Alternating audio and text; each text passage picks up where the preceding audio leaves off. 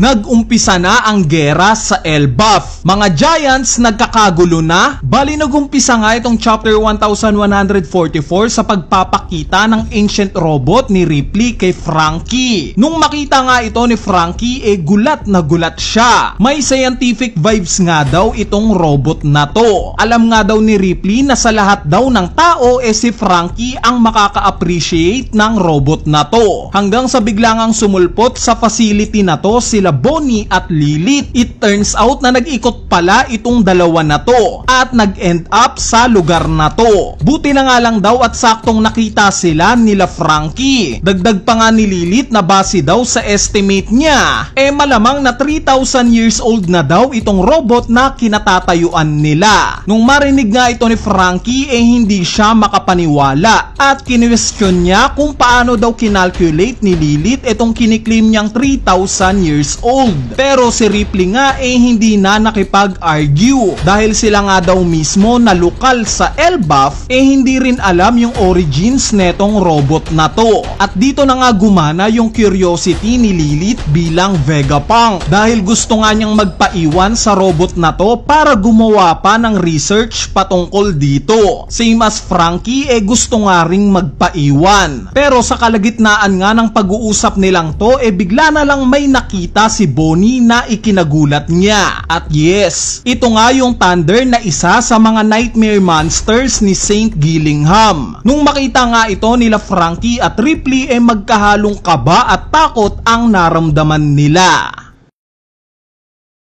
Speaking of monster nightmares, nagbalik nga yung scene sa Western Village kung saan ito namang Draugr ang makikita nating sumugod sa lugar na to. Yung mga Giants nga na nagkakasiyahan biglang napahawak sa mga sandata nila nung makita nila itong halimaw na to. Yung ilan nga sa mga Giants hinahanap yung ilang matatandang Giant para sana tumulong sa laban na to. Pero mukhang lasing na nga daw masyado itong mga hinahanap nila. Hanggang sa biglang ang napareact si Brook nung makita niya itong Draugr. Mukha nga daw siyang giant version ng sarili niya. Yung grupo naman nila Jinbei biglang inalok ng isang giant kung dadalhin niya daw ba sila sa safety. Since delikado nga daw yung sitwasyon ngayon. Pero ininitiate nga ni Usopp na tutulong daw sila sa labanan. Sa kabilang banda naman ipinakita rin si Colon. Dito nga nagpupumilit siyang magpaalam sa isang giant na tutulong daw siya sa laban. Anak nga daw siya ni Scupper Gaban. Pero nireject nga ito ng giant dahil alam nga niya na bata lang itong si Colon. Sa part naman ni Harul bigla nga siyang tinawag ni Nami at sinabing may ibubunyag daw ito. Dinala nga ni Nami si Harul sa dalawang gwardya na nakaligtas sa atake nila Shamrock at Ganku. Kung matatandaan nyo kasama nga si Nami sa tumulong sa dalawang to. Dito nga ni-reveal ng dalawang gwardya kay Harul kung sino yung umatake sa kanila. Kamukha nga daw ni Shanks yung isa sa mga intruders at parehas daw silang malalakas. Kaya naman dali-dali ngang pinareport ni Harul sa mga bata niya na i-spread daw yung information na meron pang ibang tao sa Elbaf bukod sa Straw Hat Pirates. At ito nga daw yung hinahanap nilang mga kalaban. Nung marinig nga ito ni Brook hindi siya naniniwala na dalawang individual lang yung hahanapin nilang kalaban. Since sa laki daw ng gulo na ginagawa nila mukhang mas marami pa daw yung aasahan nilang kalaban bukod sa dalawa. At dito nag-meeting na nga itong grupo nila Jinbei. Galit na galit nga si Nami sa ginagawa ng mga intruders since dinadamay pa daw yung mga batang Giants. Ang hinala nga ni Usopp pinagplanuhan ng mabuti ng mga kalaban nila itong pang-hostage sa mga bata hanggang sa sinadjust na nga ni Jinbei na manghiram ng maliit na barko kay Harul since gusto nga daw nilang tumulong sa labanan. Pero nirefuse nga ito ni Harul at sinabing bisita niya daw itong Straw Hat Pirates. Kaya naman priority nga rin daw nila yung safety ng mga ito. Hanggang sa bigla na ngang napansin ni Harul na nawawala sila Brogy at Dory. Mabalik nga ay Jinbei naniniwala nga siya na kung kasing laki lang nila yung mga intruders sa Elbaf mas okay daw na sila ang haharap sa mga ito, which is nag-agree naman si Yusop sa suggestion na to. Pero as per Brook nga mahihirapan daw silang hanapin yung mga intruders kung maglalakad lang sila, since napakalaki nga daw ng Elbaf, hanggang sa biglangang napansin ni Nami si Kolo na naghihila ng isang bangka. Kaya naman in-approach nga nila ito. Nagulat nga si Kolo na gustong sumama sa kanya nila Nami, since ang akala nga daw niya pipigilan siya ng mga ito. Kaya naman pumayag nga si Kolon na isama itong grupo nila Jinbei, pero siya nga daw ang magiging kapitan.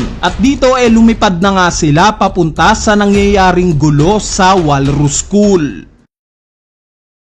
Sa sumunod na panel nga napunta naman tayo sa mga Holy Knights. Dito nga ipinakitang nakikinig sa music si Ganku. Napansin nga ito ni Saint Summers at sinabing ito daw yung ritual na ginagawa ni Ganku once na matapos na siyang kumain. Kaya naman tinanong nga nila kung ano daw ang paboritong music netong si Ganku, which ang reply nga ni Ganku New World daw. Sa mga hindi nakakaalam ito nga mismo yung music na ginawa ni Brook. Anyway, bigla na ngang napunta yung scene sa sitwasyon ng mga batang giants. Dito nga ipinakitang may hawak na shield itong si Saul. Balak nga niyang pigilan itong mga batang giants na nag-i-sleepwalk gamit itong mga shield na to. Ang mindset nga ni Saul kung hindi niya pipigilan sa paglalakad itong mga batang giants, dediretso daw ang mga ito sa sunog at doon daw sila mamamatay. Pero kung inaakala nga ni Saul na mapipigilan niya na sa paglalakad itong mga bata nagkakamali siya, dahil napuwersa nga itong ilan sa mga bata na magdikit-dikit na nag-cause ng pagkakatusok nila sa isa't isa. Nung makita nga ito ni Saul bigla siyang natakot, kaya naman nakaisip nga sila Robin ng bagong diskarte, at ito nga yung pigilan itong mga bata mula sa likod, since oo nga naman hindi na magkakadikit-dikit pa sa ibang bata itong mga nasa likuran. At yes,